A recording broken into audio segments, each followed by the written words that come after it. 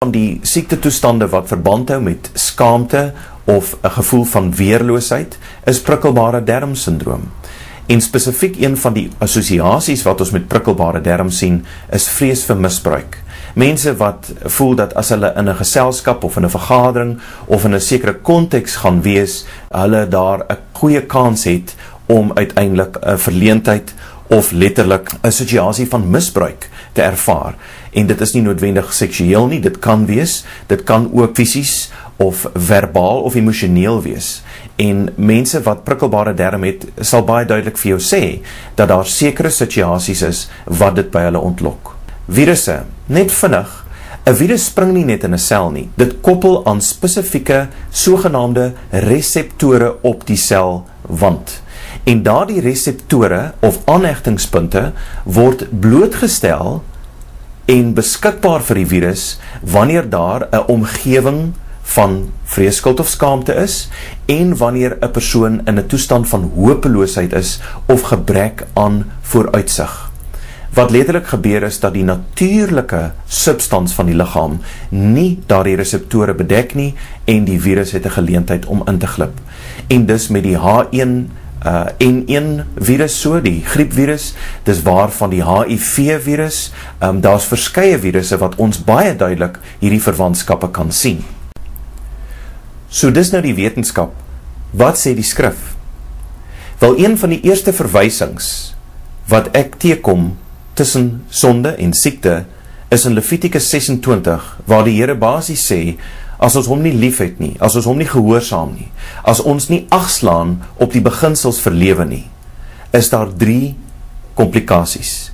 Die een is dat daar verskrikking is, tweedens is daar tering en derdens is daar koors. En as 'n mens kyk na die spesifieke betekenis van die Hebreëse woorde, beteken verskrikking dat jy niks doen nie, of niks kan doen nie, lam gelê is, wat die gevolg van vrees is, dat daar opdroging is, waarvoor die letterlike woord skaamte of opdroging beteken, en koors, wat letterlik dieselfde woord as skuld of opbrand is. Nou mense kyk partykeer hierna en sê, maar dis in Levitikus, wat van die Nuwe Testament? Wel, in Johannes 15 sê Jesus dieselfde vir sy disippels.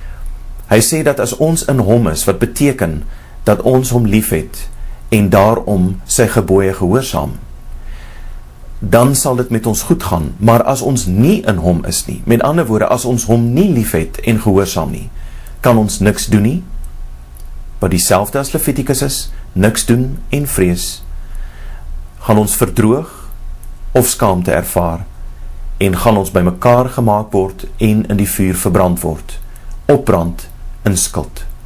Dis presies dieselfde patroon. En daarom sê Johannes in sy eerste brief, dat as ons Jesus ken, bewaar ons sy gebooie, en as ons in hom is, beteken dit, dat ons self ook wandel, soos wat hy gewandel het. Die nuwe gebod is maar dieselfde as die ou gebod, en dit is die gebod van liefde. As ons ons naaste lief het, dan is daar nie oorsaak van struikeling nie, en dit sluit siekte in. Verbreking van die wet van liefde het fisiese gevolge.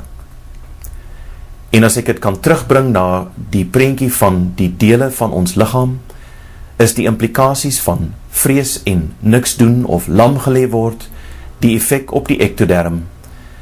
Opbrand is wat plaasvind in die mesoderm met inflammasie, met kanker en verskeie ander afwykings.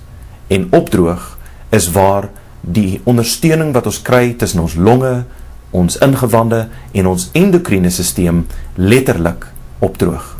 En hierdie is presies wat Paulus bedoel het wanneer hy in Efesiërs 6 vanaf vers 11 tot 18 praat van die wapenrusting. Want die helm van verlossing beskerm ons ektoderm, ons brein, omdat dit vir ons van vrees weerhou, deur vir ons te bevestig dat ons ewige sekerheid het in God. Die borsskild of borswapen van geregtigheid wat ons deur Jesus se sterwe verkry, wanneer ons onsself voor God verootmoedig en ons sondes bely, beskerm ons mesoderm teen die effek van skuld. En die waarheid van sy woord, wanneer hy ons die reg gee om sy kinders te word, beskerm ons teen die effek van skaamte en beskerm ons endoderm. Die beginsels was nog altyd daar. Nou, baie mense sê, wel, daar is mos nou geen veroordeling meer vir die wat in Christus Jesus is nie. Ja, dit is so. Maar dis vir die wat nie wandel na die vlees nie, maar wandel na die gees. Romeine 8. En in Galasiërs vat Paulus dit verder, en hy sê in Galasiërs 3, vervloek is elkeen wat nie bly in alles wat geskryf is in die boek van die wet om dit te doen nie. Maar, wat hy dan verder sê, is as ons in Christus is, deur die geloof wat deur liefde werk, en mekaar in liefde dien, dan wandel ons deur die gees. Want die vlees begeer teen die gees, en die gees teen die vlees, maar as ons deur die gees gelei word, is ons nie meer onder die wet, of die vloek van die wet nie, wat siekte insluit. Die wet van die gees van lewe is die wet van liefde. Wat is God se plan vir genesing en gesondheid? Wel, die eerste voorbeeld van genesing lê in die verhaal van Abraham en Abimelech. Sarah is 100 jaar oud, steeds aantreklik, droogte vat hulle en 'n hongersnood vat hulle dan die land van die Filistyne. Die ooreenkoms tussen Sarah en Abraham is dat Sarah sal sê sy suster. Abimelech reageer en vat haar na sy harem toe. Hy raak aan die Annie, want daar is 'n geheimsinnige siekte wat skielik oor hom kom en ook onvrugbaarheid bring in sy hele huis. Die Here verskyn in 'n droom en sê vir hom, jy het 'n ander man se vrou. Abimelech sê, ek het nie geweet nie. En die Here sê vir hom, ek weet jy het nie geweet nie. Dis hoekom jy nie reeds dood is nie. Maar, as ek kan parafraseer, moenie jou sonde, met ander woorde die onwetende oortreding, verander in 'n oortreding, wat beteken, nou doen jy dit willens en wetens. Wel, die volgende dag is Abimelech daar met silwer, kamele en slavinne na Abraham op pad. Hy vra hom vergifnis, hy gee hom sy vrou terug, sê dat hy haar nie aangeraak het nie, maar hy konfronteer ook vir Abraham en hy sê vir hom, jy het vir my gelieg. Abraham sê, ek het, omdat ek bang was, jy gaan my keel afsny, want jy is heidene. Hulle kom tot 'n vergelyking, en dan gebeur het dat Abraham tot God bid, en God maak Abimelech gesond, en sy hele huis. Maar hier is waar ons nie verder lees nie. In die volgende vers staan daar, en die Here het Sarah besoek, soos hy beloof het. Met ander woorde, Abraham bid vir Abimelech se onvrugbaarheid. En die Here genees nie net vir Abimelech nie, hy genees vir Abraham en Sarah ook. Dieselfde met Job. Die lot van Job aan die einde van die ellende verander toe hy vir sy vriende gebid het. Of in die woorde van Jakobus, bely mekaar julle misdade en bid vir mekaar, sodat julle gesond kan word. Ja, daar is 'n rol vir die ouderlinge, die bid en die olie. Maar die belydenis teenoor mekaar stel ons in staat om die vrees, skuld en skaamte van ons sonde te hanteer, soos wat dit in die lig kom en ons genees kan word. Genesing is altyd in verhouding. Ons as dokters weet, as jy nie 'n verhouding met jou pasiënt het nie, is die kanse vir genesing baie skraal.